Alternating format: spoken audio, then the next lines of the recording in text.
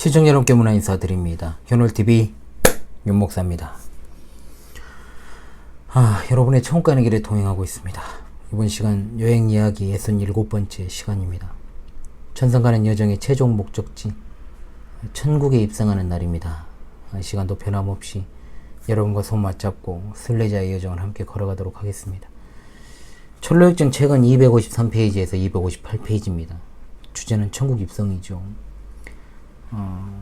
이제 이 시간과 이제 여행 이야기로는 2개 이제 남았는데, 그래도 이제 70번은 채우려고 제가 생각을 하고 있습니다. 그래서 특강을 2번 정도 하고 그렇게 이제 마무리를 할까 생각하고 있는데요.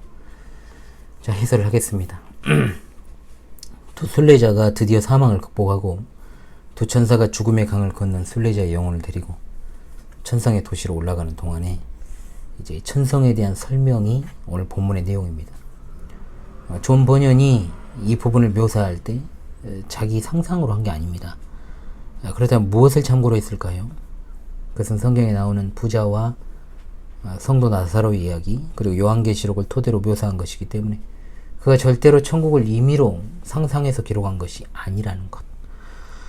천사와 두 순례자의 대화가 이것을 잘 보여줍니다. 이런 지금 책을 보시면요, 관련 성구들이 잘 정리가 돼 있죠. 어느 것 하나 성경적이지 않은 대화가 없습니다. 그야말로 관련 성구들이 제시되면서 그 대화가 모두 성경적이라는 것을 보여주죠. 천상은 말 그대로 하나님의 도성입니다. 하나님께 수종드는 천사들과 의인들의 영만 있는 곳으로 평안을 누리고 영원토록 주님을 찬양하며 먼저 이곳에 이른 성도들을 만나게 됩니다. 천성문에 이르렀을 때 천군 천사가 두 순례자의 영혼을 맞이하러 나옵니다. 두 천사가 주님 앞으로 모셔가는 것이라고 말하자 천군 천사가 어린 양의 혼인잔치에 청함을 받은 자들은 복이 있도다. 그리고 마침내 천성문에 도착합니다. 천성문 위에 기록된 말씀, 그의 계명을 지키는 자는 복이 있으니 이는 그들이 생명나무에 나아가며 문들을 통하여 성에 들어갈 권세를 받으려 함이로다. 아멘. 이 말씀을 이제 계명을 지켰기 때문에 그것을 인정받아 가지고 천국에 들어간다라고 하는 말이 아닙니다. 자, 이것이 의미하는 바가 몇 가지 있습니다. 잘 들으십시오. 자, 첫 번째, 구원받은 자들의 장래가 행복하고 안전하고 평화로우며 고귀하고 완전한 상태임을 의미하고, 그들은 구속자의 눈에 매우 아름다운 자들임을 보여주는 것입니다. 두 번째, 천성은 하나님께서 아들을 믿고 순종한 자들을 위해서 예비하신 것이고, 이런 자들은 구원의 선물이 가져다주는 거룩을 소유한 자들이라는 뜻입니다. 세 번째, 천국에 들어가는 자들은 구원의 은혜에 대한 증거가 있기 때문에 하나님을 사랑하고 그 사랑 안에서 하나님의 계명을 무거운 것으로 여기지 않고 즐겁게 지킨 자들이라는 뜻입니다. 네 번째, 자신들이 하늘의 천성의 유업을 받을 자임을 전체적으로 이해하고 하나님의 계명을 지킨 자들이라는 뜻입니다. 물론 하나님의 계명을 위반한 자들은 천국 입성이 거절됩니다. 그것은 그들이 하나님의 구원을 받은 은혜의 증거가 없고 하나님을 사랑하지 않았으며 계명을 지키지도 않았고 거룩하지도 않았기 때문입니다. 순례자들은 길을 떠날 때 받았던 증명서를 사람들에게 줬습니다. 그들이 이것을 받아서 왕에게 갖다 드리자 왕이 그것을 읽고 그들을 부르는 장면이 나오죠. 그 증명서에 왕이 직접 서명을 했고 날인했고 봉인한 것입니다. 그것을 확인한 후에 이제 문을 열어주라고 명령합니다. 이 장면에서 증명서는 무엇을 가리킬까요? 모든 성도의 마음에 있는 구원의 은혜의 증거를 의미합니다. 이것은 살아계신 하나님께서 봉인하신 것입니다. 이 증명서가 있는 자는 왕 앞으로 나아갈 수 있고 증명서가 없는 자는 천성에 들어갈 수 없습니다.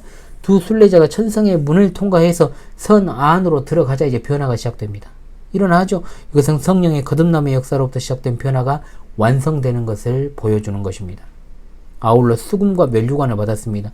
수금은 하나님을 찬양하는 데 쓰이는 악기고 면류관은 영예로운 상급을 나타내고 있습니다. 자, 오늘 이제 천성문에 들어간 크리스천과 소망, 두 순례자의 모습을 보면서 우리 귀한 성도님들도 많은 생각을 했으리라고 저도 생각을 합니다. 과연 우리는 어떤 모습으로 그날을 맞이하게 될까, 이런 생각을 많이 해보죠. 저는 저와 가장 가까웠던 한 사람의 죽음을 생각합니다. 그건 바로 저희 아버지 장로님입니다. 벌써 7년 전이라는 것이 믿기지 않지만 제가 유튜브를 시작한 지 3년 됐잖아요. 그래서 그 시작한 이래로는 4월 말이나 초가 되면 꼭 영상을 올려왔기 때문에 여러분들도 그 즈음이다 라고 인지를 하셨으리라고 생각을 합니다. 사실 저는 성경에서 가장 극적이면서 가장 놀라운 장면이 바로 부자와 나사로 성도에 관한 말씀이라고 보고 있습니다. 왜냐하면 천국과 지옥에 대해서 이렇게 정말로 극명한 대비와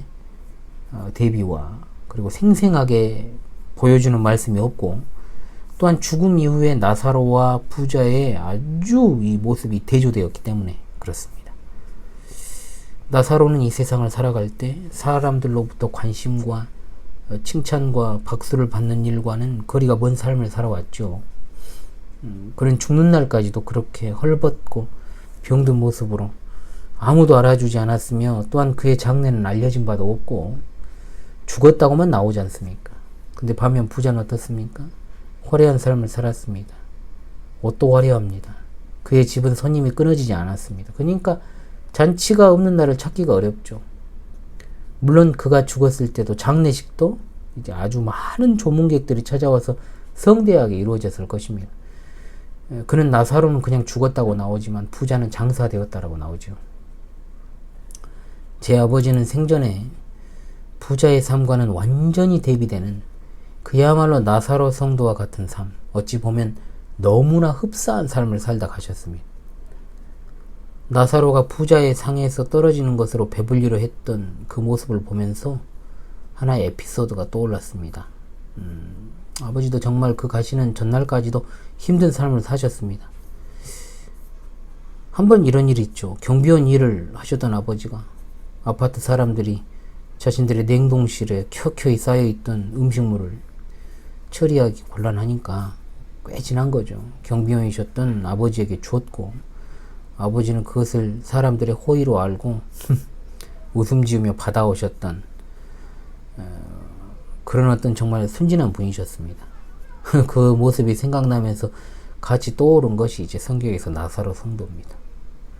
그런데 그 음식물은 도저히 사람이 먹을 수 있는 게 아니었고 너무 오래 지나가지고 또 상처받으실 수 있잖아요. 사람한테 음식물 쓰레기를 버리는 것도 아니고 그잖아요. 그분들은 분명히 그런 마음으로 그래 한 건 아니겠지만 어찌되었든 간에 상처받을 수 있죠. 그리고 당연히 받은 입장에서는 기분이 좋을 수가 없죠.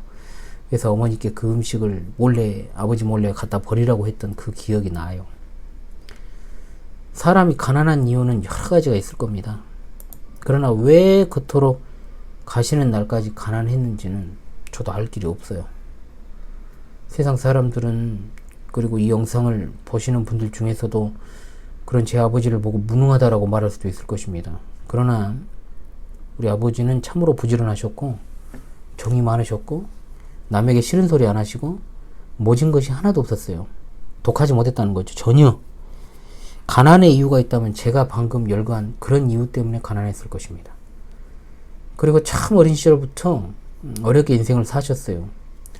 제가 헷갈리는데 어찌되었든 어린 시절에 부모님이 다 돌아가셨습니다. 6살 때 어머니가, 12살 때 아버지가. 바뀐 것 같기도 하고 제가 한번 확인을 해봐야 되겠습니다만, 나이 차이가 많이 나는 큰 형수 밑에서 종살이를 했죠. 그렇게 근근히 하루하루를 살아가던 분입니다. 아버지로부터 물려받은 재산도 다 강탈해 갔죠. 큰 집에서.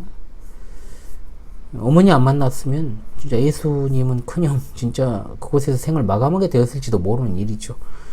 하루하루 정말 힘껏 사셨습니다. 품꾼으로 일할 때는 품꾼으로, 교회에서 사찰 일을 할 때는 참 귀한 일이죠. 꽃도 새벽부터 일어나서 사찰 일을 힘껏 하셨고, 지금이 학교 행정과 소속 진짜 기능직 공무원이라고 이렇게 대우받으며 살아가지만 그래도 명칭이라도 저 어린 시절에는 그토록 사람들이 무시하던 학교 서사였습니다.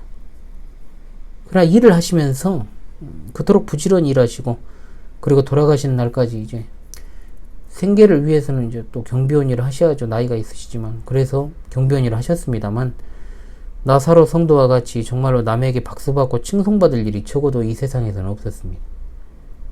그럼에도 불구하고 제게 아버지는 참으로 든든했습니다. 어린 시절에는 세상에서 가장 강한 남자였습니다. 제가 목사가 되고 나서는 비록 광주 신실한 교회에서 아버지와는 정말로 짧은 함께 신앙생활한 게 정말 짧았지만은 그래도 저의 든든한 후원자였고 언제나 제 편이 되어주시는 분이셨죠. 제가 어려운 목회 사역을 하면서 힘들 때마다 아버지의 고충, 어머니의 고충과 함께 있는 거죠. 이게 같이 있습니다. 그렇게 그냥 이제 먼저 천국으로 가셨으니까 이렇게 이야기를 하는 거죠. 지금까지 이겨냈습니다. 그 살아온 나날들을 생각하면 나는 같은 입장이었으면 버텼을까라는 생각을 하면서 그리고 더 힘이 들 때 아버지 생각이 간절하죠. 그런 아버지께서 천성문에 입성하시기 전날 동료 경비원 아저씨에게 먹고 싶다고 하셨던 음식은 짜장면이었습니다. 그 말을 나중에 들었을 때 저는 어찌 그리 눈물이 났는지, 그리고 천성문에 입성하시기 전 하나님께서는 이 세상에서는 박수받을 일 없고 남의 칭송받을 일이 없던 아버지를 데려가시기 전에 꿈을 통해서 위로해 주셨습니다. 꿈을 꾸셨는데 아버지께서 그날도 여느 때와 다름없이 출근을 하는데 근무하신 아파트 초입부터 안쪽까지 쭉 제복을 입은 사람들이 양옆으로 도열을 해가지고 박수를 치면서 아버지를 환영하더랍니다. 그야말로 천국 환송식을 미리 꿈을 통해서 보여주신 것이죠. 어머니께 아버지 꿈 이야기를 들었을 때 정말로 눈물이 비오듯 쏟아졌습니다. 그리고 정말 아이 마냥 좋아하면서 아무래도 내가 모든 경비원들을 통솔하는 역할을 맡게 되려나 보다 하고 좋아하셨다고 하니까 더 가슴이 찡하죠. 이 장면은 마치 나사로 성도가 천사들에게 받들려 아브라함의 품에 이제 들어가는 장면이 떠올랐습니다. 생전에 누구도 거들떠보지 않았던 나사로. 그러나 그는 예수 그리스도를 믿는 믿음을 가지고 살았기에 영광 중에 천국에 입성했습니다. 비록 이 세상에서는 자색 옷, 고운 베옷을 입지 못하고 호화롭게 즐기지 못했고 그에게 자비를 베푼 것은 사람이 아닌 부잣집 개였잖아요. 그 부자의 집에. 개들이 그 상처를 핥아주었지 않습니까? 아버지도 마찬가지입니다. 돌아가시는 날에 입고 계셨던 옷이 제가 아주 예전에 입었던, 그래서 낡아서 입지 않았던 그 남방이었어요. 그것을 보니까 또 눈물이 나고, 또 부름받는 그 전날에 먹고 싶었던 음식은 짜장면. 더 없는 영광 중에 그러나 천사의 인도를 받아서 왕의 허락을 받아 천성문에 들어가셨고 천군 천사가 환영해 줬습니다. 더 없는 영광이죠. 천국의 소망보다 우리에게 더 큰 영광이 있습니까? 따라서 발인과 하간 예배를 하는 그날 정말 슬퍼도 다른 슬픔과는 달랐어요. 슬픈 것이 아니었고, 저는 태어나서 제가 참석했던 장례식 중에 가장 깨끗한 하늘과 더없이 청명한 날씨 가운데 아버지의 장례를 치렀습니다. 하나님이 주신 복된 은혜였죠. 부자의 호화로운 장례식과는 비교도 되지 않을 정도로 아름다웠습니다. 아버지 묘의 비석에 대한예수교 장로회 광주 신실한교회 장로라고 새겨진 글씨는 빛이 났습니다. 이 세상에서 우리가 쌓은 공로와 명예, 그리고 죽을 때 계좌에 남겨진 잔액, 재산, 이 모든 것들은 이후의 삶에서 고려되지 않습니다. 오직 천국과 지옥을 가르는 것은 왕이 직접 서명하고 임봉한 증명서 뿐이죠. 오직 믿음입니다. 구원의 증거입니다. 오직 은혜입니다. 오직 그리스도입니다. 오직 성경입니다. 그 무엇도 천국문 앞에서 우리가 그 문을 통과하기 위해 필요한 필요 조건이 되지 아니합니다. 시청자 성도 여러분, 7년이란 시간이 더 훌쩍 흐른 지금도 저는 아버지 생각을 하면서 눈물 지을 때가 지금도 종종 있어요. 여전히 그립고 여전히 그날이 떠올라서, 그리고 여전히 힘들고 개선되지 않는 목회 상황 속에서 솔직히 예배당에 저 혼자 거기 있잖아요. 그러면 나 몰래 눈물을 훔칩니다. 그리고 이제 철로역정 해설을 준비하면서 점점 천성문이 가까워지는 두 순례자의 모습을 보면서 눈물을 많이 흘렸어요. 나의 죽음의 모습은 어떠할까? 그리고 천국의 소망을 가지고 살아간다는 것을 내가 지금 이 순간에 드러낸다라고 하는 것이 어떤 의미일까를 생각하면서 저 높은 곳을 향하여 날마다 나아갑니다.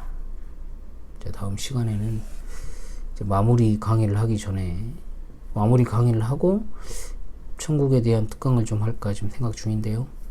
그냥 마무리하기는 아까우니까 2번에 좀 강의를 더 하겠습니다. 그렇게 하고 이제 철로역정을 마무리해서 70번의 강의니까 총 71강이 되겠네요. 어찌되었든 여러분들 철로역정 여행 끝나지 않았습니다. 다시 또 복습을 하시게 되면은 그때와는 다른 느낌으로 새롭게 또 여행이 시작된다라고 생각하시면 되겠어요. 신앙의 유익을 아무쪼록 많이 얻으시길 바라고 또 앞으로도 복습을 통해서 많이 얻으시길 바랍니다. 오늘 오랜만에 찬송으로 좀 마무리를 할까 해요. 새 찬송가 492장, 통일 찬송가 544장입니다. 새 찬송가 492장, 통일 찬송가 544장입니다. 잠시 세상에 내가 살면서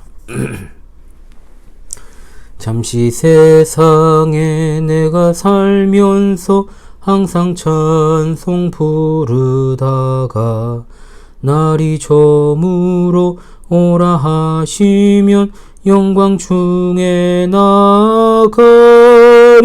열린 천국문 내가 들어가 세상 짐을 내려놓고 빛난 면류관 받아 쓰고서 주와 함께 길이 살리.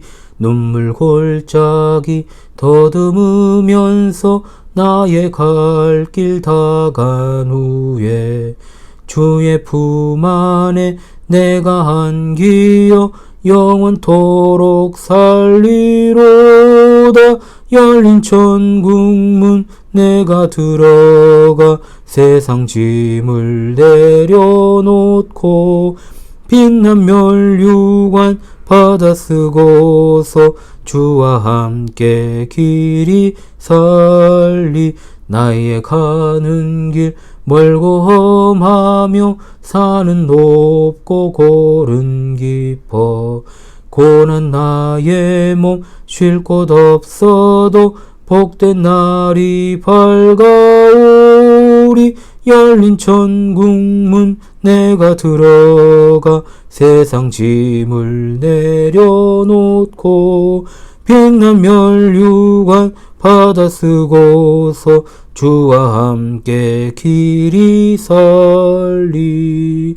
한숨 가시고 죽음 없는 날 사모하며 기다리니 내가 그리던 주를 배울 때 나의 기쁨 넘치리라.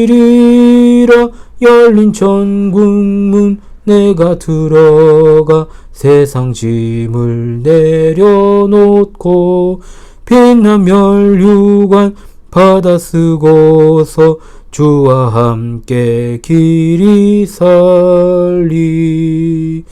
열린 천국문 내가 들어가 세상 짐을 내려놓고 빛난 면류관 받아 쓰고서 주와 함께 길이 살리.